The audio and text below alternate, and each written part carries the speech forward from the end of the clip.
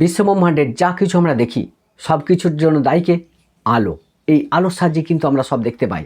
আলো কি সহজ ভাষায় বুঝতে গেলে প্রথম একটা এক্সাম্পল দেওয়া যাক।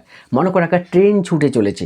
একটা ট্রেন যাচ্ছে মানে কি বলছে, ট্রেন যাচ্ছে মানে ইঞ্জিন বগি এরা একসঙ্গে ছুটে চলেছে। এই ইঞ্জিন বগি এদের সম্মিলিত রূপটা কিন্তু ট্রেন বলছি।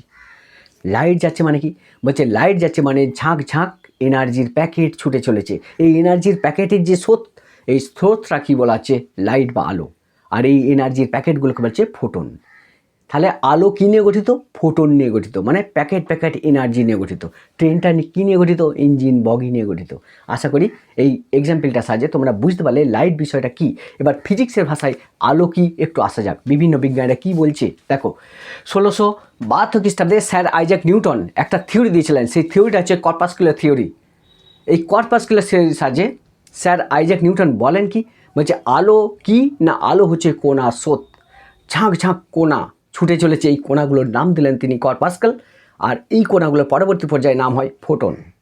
যদিও স্যার আইজ্যাক নিউটনের এই যে কর্পাসকুলার থিওরি, এই থিওরি কিন্তু আলোর প্রতিফলন, প্রতিসরণ, অপবর্তন, ব্যতিচার এইগুলোকে ব্যাখ্যা করতে পারেনি। তবু আলোকে কোনা স্রোত হিসাবেই ধরে নেওয়া হলো। এর ঠিক কিছু বছর পর, মানে 1672 থেকে 1690, বিজ্ঞানী হাইগেন্স বললেন কি বলছে, আলো কোনা নয়। আলো কি না, আলো হচ্ছে শব্দের মতোই তরঙ্গ। কি করা যাবে? স্যার আইজ্যাক নিউটন বলছে আলো হচ্ছে কোনা স্রোত, বিজ্ঞানী হাইগেন্স বলছে আলো হচ্ছে শব্দের মতোই তরঙ্গ। হাইগেন্সের তেমন প্রভাব ছিল না, নিউটনের একটা বিরাট প্রভাব ছিল। যদিও এই কর্পাসকুলার থিওরি আলোর প্রতিফলন, প্রতিসরণ, অপবর্তন, ব্যতিচার এগুলো ব্যাখ্যা করতে পারেনি, তবু নিউটনের কথাটাই ধরে নেওয়া হলো, আলো হচ্ছে কোনার স্রোত। 1690 থেকে আরও 100 বছর পেরিয়ে গেল। 1800 খ্রিস্টাব্দে বিজ্ঞানী ইয়ং একটা পরীক্ষা করেছিল। সেই পরীক্ষাটার নাম হচ্ছে ডবল স্লিট এক্সপেরিমেন্ট। কি পরীক্ষাটা? আলোর দ্বিরেখাছিদ্র পরীক্ষা। উচ্চ মাধ্যমিকের স্টুডেন্ট তোমরা জানবে যে আলোর দ্বিরেখাছিদ্র পরীক্ষা।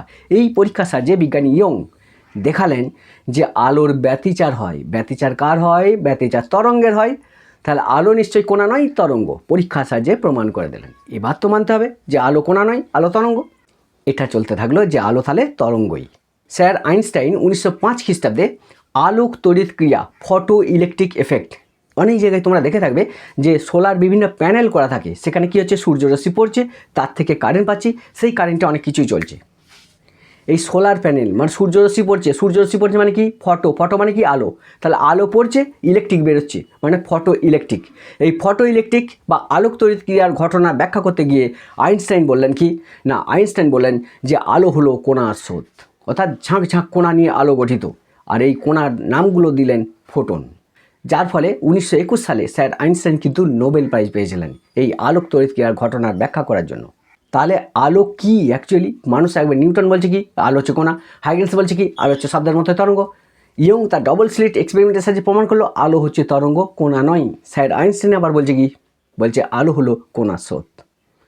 1923 থেকে 1927 খ্রিস্টাব্দে দুজন বিজ্ঞানী ডেভিসন এবং গারমান একটা পরীক্ষা করেছিলেন, যে পরীক্ষাটার নাম হচ্ছে ডেভিসন গারমানের পরীক্ষা।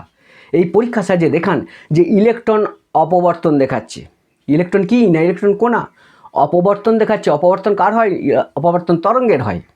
তাহলে ইলেকট্রন যেহেতু কোনা, সে কেমন দেখাচ্ছে? ইলেকট্রন কোনা, ইলেকট্রন তরঙ্গর মতো আচরণ করছে, অর্থাৎ ইলেকট্রনের তরঙ্গ ধর্ম আছে, মানে কোনার তরঙ্গ ধর্ম আছে। আবার আলো কি? আলো হচ্ছে শক্তি। আলোর কি ধর্ম আছে? আলোর কোণারূপ আছে। কে বলছে? আইনস্টাইন বলছে। তাহলে আলোর কোণারূপও আছে। আবার ডেভিসন গারমানের পরীক্ষার সাহায্যে প্রমাণ করা যাচ্ছে যে কোণার তরঙ্গরূপও আছে। তাহলে আলো কি? কোয়ান্টাম মেকানিক্স কি বলছে? কোয়ান্টাম মেকানিক্স বলছে যে আলো কি? তাহলে আলো এমন এক প্রকার এনার্জি যার দুটো রূপ, তরঙ্গ রূপ আর কোণারূপ, দুটো একসঙ্গেই বর্তমান। যখন তুমি তাকে কোণা হিসাবে ট্রিট করবে, তখন তুমি কোণার সমস্ত ধর্মগুলো তার মধ্যে দেখতে পাবে। যখন তুমি তাকে ওয়েভ বা তরঙ্গ আকারে দেখবে, তখন তুমি তরঙ্গের সমস্ত ধর্মগুলোই তার মধ্যে দেখতে পাবে। এই হচ্ছে লাইট সম্পর্কে একটা ছোট্ট ধারণা।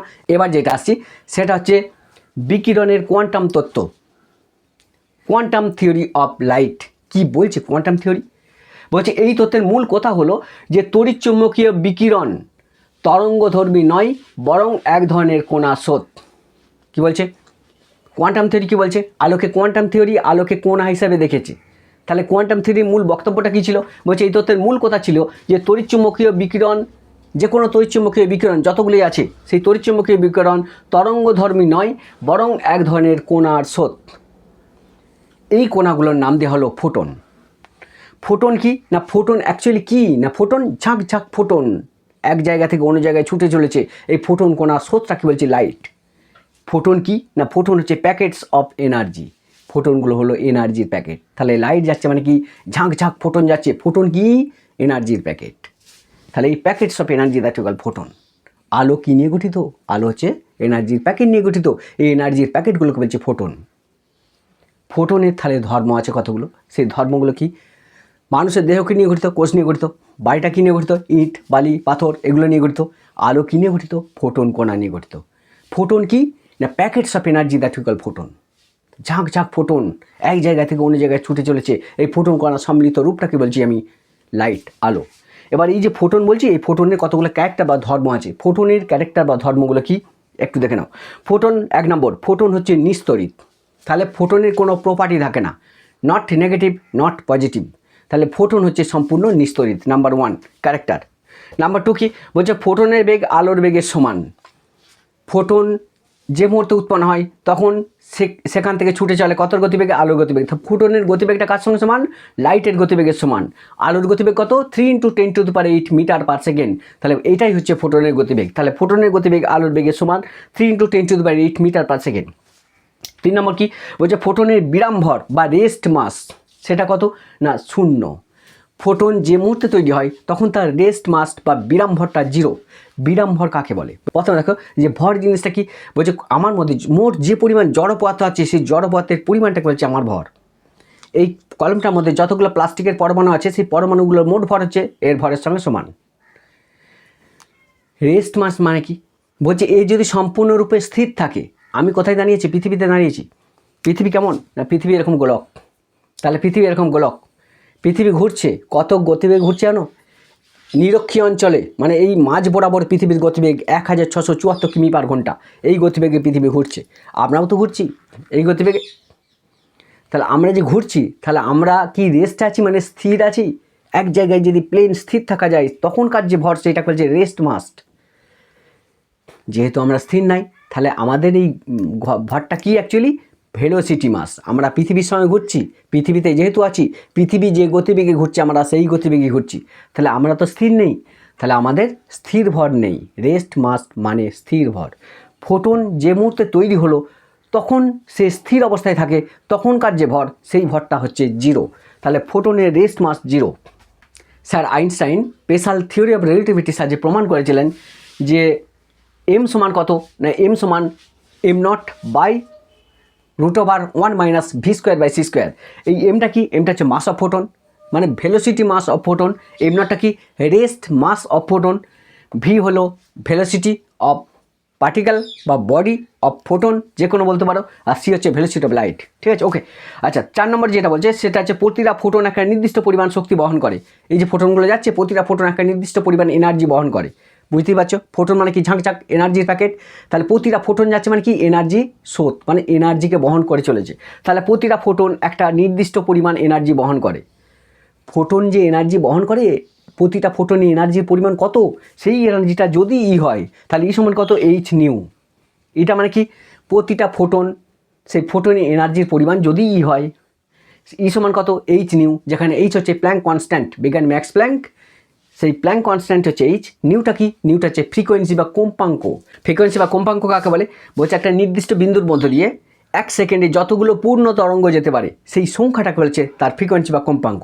সহজ ভাষায় বলতে গেলে একটা গ্রাউন্ড আছে, বৃত্তাকার মাঠ আছে, সেই মাঠে তুমি 1 সেকেন্ডে যত পাক ঘুরতে পারবে সেই সংখ্যাটা হচ্ছে তোমার ফ্রিকোয়েন্সি বা কম্পাঙ্ক, যার একক হচ্ছে হার্জ বা সিপিএস, সাইকেল পার সেকেন্ড। ওকে, এখন এখানে দেখো তাহলে ই সমান কত, এইচ নিউ। আবার আমরা একটা জানি সি সমান কত না, নিউ ল্যামডা। এখানে সি হচ্ছে ভেলোসিটি অফ লাইট। আচ্ছা, নিউটা কি, ফ্রিকোয়েন্সি অফ রে, আলোর কম্পাঙ্ক। আর ল্যামডা হচ্ছে ওয়েভলেন্থ অফ রে, আলোর তরঙ্গ দৈর্ঘ্য। এই তিনটের মধ্যে একটা সম্পর্ক আছে, সেটা হচ্ছে সি সমান নিউ ল্যামডা। এখান থেকে নিউ এর বার করছি, নিউ সমান কত, c/λ। তাহলে আমরা পেলাম কি, ই সমান কত, এইচ নিউ। আবার নিউ এর পরিবর্তে বসাচ্ছি c/λ, তাহলে এইচ c/λ। এটা হচ্ছে ফোটনের শক্তি।